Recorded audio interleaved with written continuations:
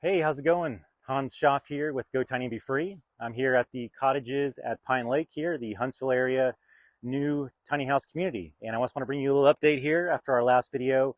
Wanted to share with you, there were a few people who had some comments and some questions. I want to clarify a few things as well.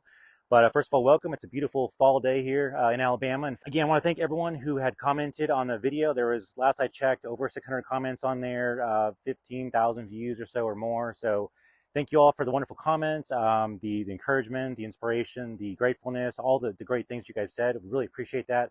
We try to read all the comments that we can and try to respond to them as quick as we can as well. Anyway, I wanted to address a few questions people had. First of all, we've had a tremendous response. There's been over 80 people who have put their information in the form to get contacted for some more information about the property and about buying an incredible tiny home. So we're real excited about that. Seems like the featured models we've got, in particular, the RJO 2024 and the Incredible Cottage are some of the most in-demand ones right now for this property, which is great. I think they're going to look wonderful here on the property.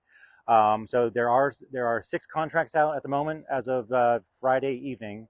So as of Friday evening, there are still lots available for phase 1. So if you're on the fence, still thinking about whether you should do this or not, again, go to gotinycottages.com.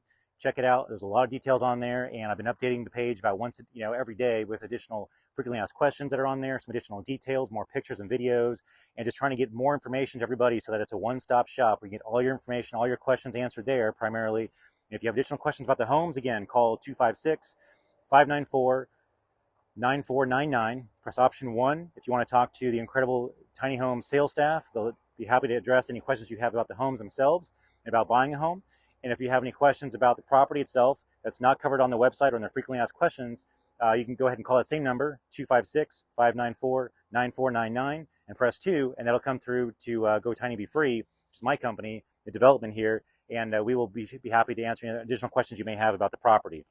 Some of the things I did want to address from the last video that were a little bit unclear, in particular, was the utilities. A lot of people were concerned about sharing utilities, and they're thinking that everyone's going to be using all this additional power and additional water, and they didn't want to be sharing and splitting someone else's bill when they're only using half as much or whatever. So I want to address that real quick. That was never the intention.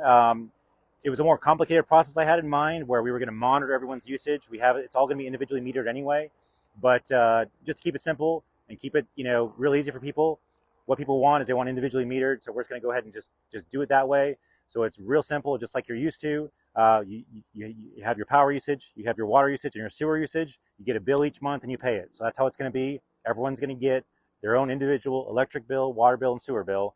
All right. And people are also wanting to know, what's that going to cost, right? And doing some math based on some preliminary numbers and some averages that I've got, Randy actually had done a study, a water study for the property he has up there in Tennessee, for one of the communities up there. And they did a 1-year-long study to find out how much water our residents of his tiny house is actually using.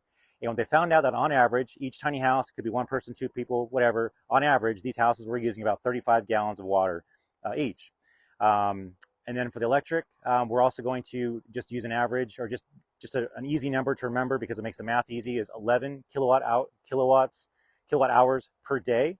So when you combine 35 gallons of water per day and 11 kilowatt hours of power used per day over 30 days, that's going to give you a rough bill each month with your lot rent and all your utilities of $600 a month. Now, that can go up or it can go down. Again, if you cut your bill in half, if you're only using 17.5 gallons of water per day and only 5.5 kilowatt hours of power each day, which is totally doable. In fact, that's probably going to be more the average that I expect because people are paying for their own usage here. Again, when it's free and it's included, people tend to just kind of usurp it a little bit and kind of take advantage and use more than they otherwise would.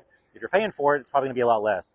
And really, in a tiny house, again, I'm seeing averages across the board. People are talking about using a lot less than 35 gallons of water per day, especially if you're not doing, washing machine or dishwasher, things like that. We've got those facilities on site for a laundromat with commercial size machines. So you're going to be able to do commercial sized laundry loads. They're going to get done faster, and you're going to be able to put in bigger loads for both washing and drying. And you can hang on the lounge that we're creating as well on top of that. So that'll be there for your utilization as well. So that's going to cut your water and sewer bill down tremendously, not using that. And we're also going to put together some guides to how do you reduce your utility usage for those of you who are very conscious of your monthly bills each month, and who's not these days, right, with costs inflating. But I just want to give you a rough idea that if you were to just not really think about your utility usage too much, and you're just kind of living a normal, you might use a total of $600 worth of with your lot rent and with your utility usage each month, you're looking at about $600 a month. Between between $550 and $650. Honestly, my personal opinion is I think it's going to be closer to $450 total, but I just want to get those numbers out there to address those concerns that we're not going to be sharing utilities anymore. I had a more complicated plan, but this is make it real simple, same end result, but easier to understand, individually metered. That's how we're going to go. So we'll make sure I address that up front. Another concern or question people had was about the road noise up front. Again, we haven't done any development work with this property yet. Of course, the very front is very wide open right now to the highway. We're going to put in some road noise dampening items. For example, trees. We're talking about putting in some green giants, maybe 2 rows of green giants. These trees, they can start out small. They grow about up to 4 to 6 feet per year. They grow very fast and they grow very large, 30 feet tall, 6 feet wide. So it's going to create some additional privacy. It's going to create, again, a more barrier for that road noise as well. Again, this property's got so many great things going for it because you've got such good access where you literally can just jump right on the highway and go east or west and be within minutes of anything that you need, whether it's a post office, whether it's a Dollar General, hospital is 20 minutes away in either direction. You've got a hospital there in Scottsboro or a hospital in Huntsville. Both are either one, 20 minutes. You kind of pick and choose which way you want to go. There is a medical clinic, which is also in Woodville, just to the north here, 2 miles away, less than 2 miles away, along with the community storm shelters. People are asking about that. There is a community storm shelter there as well, if for those of you who are concerned about tornadoes and things. Anyway, so yes, because we are so close to the highway, we could have gotten some property that's further out into the country, but you're also talking about 2-lane small roads, and then you've got, just all that to kind of contend with as well. So the fact that you've got such good access to these bigger cities and all, and bigger towns, yes, it's going to come with a little bit of road noise because of that. But again, you're right in the middle of the forest right here. It's beautiful scenery. You've got the birds chirping right now here in the background right here. You can hear the leaves kind of, shimmering in the wind. I mean, it's a beautiful property, especially today.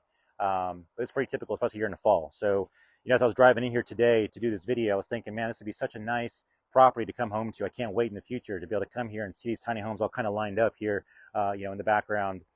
So where I'm at right here, this is actually would be phase 2. This is the north side of the property. We didn't show it in the last video. In fact, let me take you with me here, show you a little bit more of the property. So the lake is going to be right here behind, basically as it starts to drop off right there, that's the lake bed. So we've got some work to do to kind of clear out some of these smaller trees. You can see how overgrown it is, but there is a lake. It's actually pretty much dried up in there right now, which is going to be great. It's going to allow us to get in there and really start to clear out all those shrubs and bushes and things. And, it's kind of hard to clean out a lake when it's full of water and all muddy and all. So it's going to be great that we have this dry period of year. It's a little unusual to have 2 months or so without any substantial rain in Alabama. So we're going to take advantage of it before the rainy season really comes here in the fall and the winter.